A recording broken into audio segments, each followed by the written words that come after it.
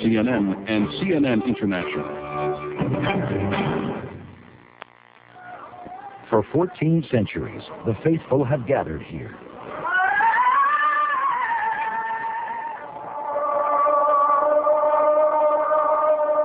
This is Mecca, Saudi Arabia, the sacred heart of Islam, a city closed to all but the faithful, the site of the annual pilgrimage called the Hajj.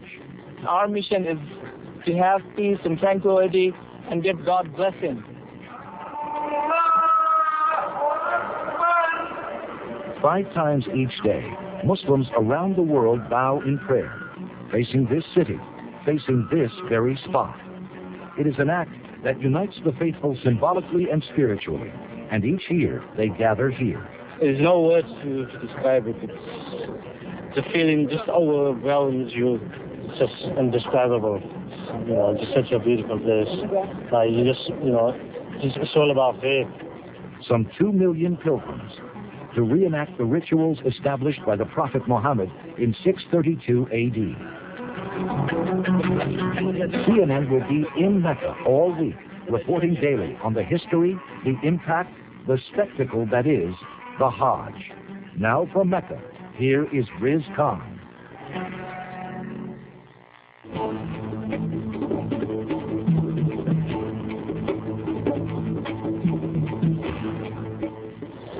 Hello and welcome to the most spectacular religious event on earth, the Hajj, the annual pilgrimage which brings millions of Muslims to this desert city.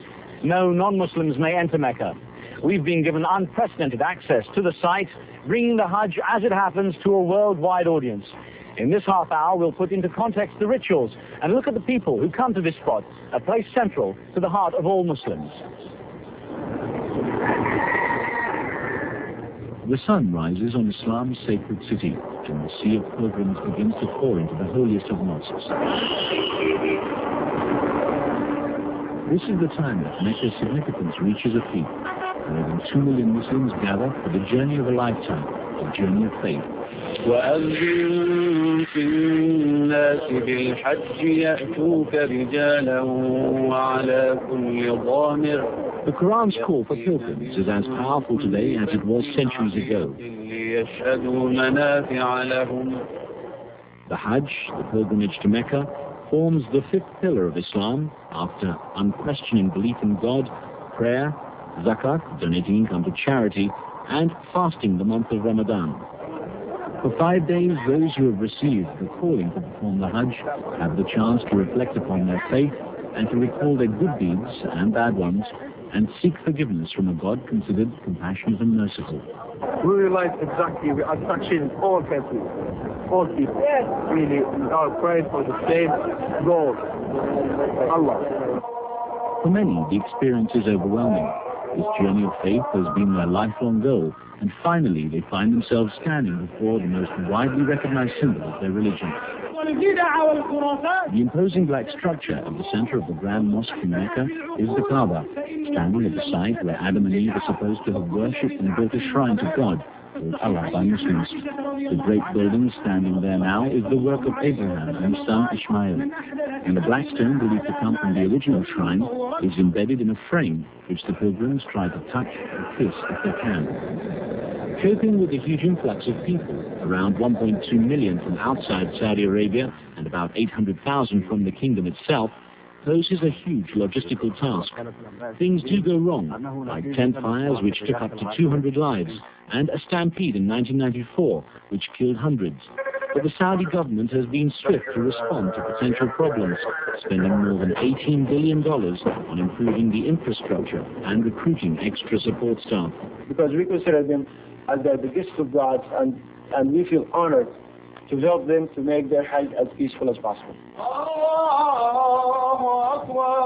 There are about 1.1 billion Muslims in the world, and it's their duty to make this holy journey at least once in their lifetime if they're physically and financially able. Women pilgrims come in simple robes, while the men wear 2 unstitched pieces of white cloth, symbolizing equality for all. The Prophet Muhammad is quoted as saying, "Faith is that which resides firmly in the heart and which is proven by deeds." As they trek in from all corners of the world, The Hajj pilgrims are here in Mecca to prove that faith. Well, many have traveled great distances to get here. So what happens when they arrive? Where do they go? What do they do? We spoke with Islamic scholar Dr. Ahmed ibn Tayfuddin, who gave us some idea, first of all, on the significance of this place. This place is the center of the world, geographically speaking. And this is the site of where Abraham and his son Ishmael rebuilt this house after Adam built it for the first time. And every prophet made a pilgrimage to this house. What happens to the modern-day pilgrims as they arrive? They arrive in Mina. What happens in the first 2 days? Well, actually, Hajj is formed of 5 days where they spend the first day in Mina in preparation, supplication, getting ready for the following day, which is very important. So Mount Arafat, that's the second day. Yes. What's the meaning of that? What is the point? Well, Arafat is a place where all people meet. They have to be there within a certain time, time of the day, and they will have to be there for supplication, asking forgiveness, and they will stay there until sunset of that day. They're reenacting the Day of Judgment, basically. Yes, indeed. They will be rehearsing that. They will be dressing in white, and women can dress in any color they wish. And people are not literally standing on the plain of Arafat when we say standing, but rather they will be sitting in their own tents, in their own places, in very cool, nice atmosphere, and they will be directing their faces towards the Kaaba and asking forgiveness. And then they will move to Mina. On the third day, they will cast the 7 pebbles to the Jamarat, and then they will move again to the house, circumambulate the house 7 times. Okay, so they cast the stones to cast out the devil. What is the meaning of the 7 circles around the Kaaba? Circles actually is to reenact what Abraham and his son Ishmael did, and all previous prophets, and even our Prophet Muhammad, peace be upon him, all, because they made Hajj here, and it's really to pay respect to this house. Okay. It's not to worship the house itself, but to worship God in front of his house. Of course, a lot of people, when they hear about the Hajj, they hear the final thing is a sacrifice of a lamb. A lot of people say, is this the right sort of thing to do? What is the meaning of that? Well, after this, they will go back again to Mina to do some other things, among which is to sacrifice an animal, if it's applicable to them. Actually, it's a symbolic thing to pay a tribute, to say that I'm doing it for you, God, because they're not sacrificing, they're sacrificing animals that can be eaten by people in this place as well as throughout the whole world. People who are needy. Yes, the needy who need it, they will be shipped. All right. One last line then, basically. What do the pilgrims take away from this place in general? Well, of course, it's a very power experience of faith, really to prove their faith and to say that we're coming here to ask forgiveness, to be a new person, and to say I have come to the place of peace here. And Dr. Ahmed ibn Tayfuddin will be with us here in Mecca throughout the coming days to help interpret and explain the rituals of the Hajj. Well, when we return, a close look at the people who travel the globe to get here.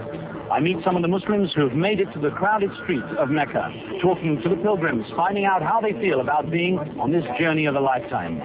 And we'll also take a look at another side of this huge event, what it takes to manage a crowd of 2 million pilgrims. History has shown it's a monumental task.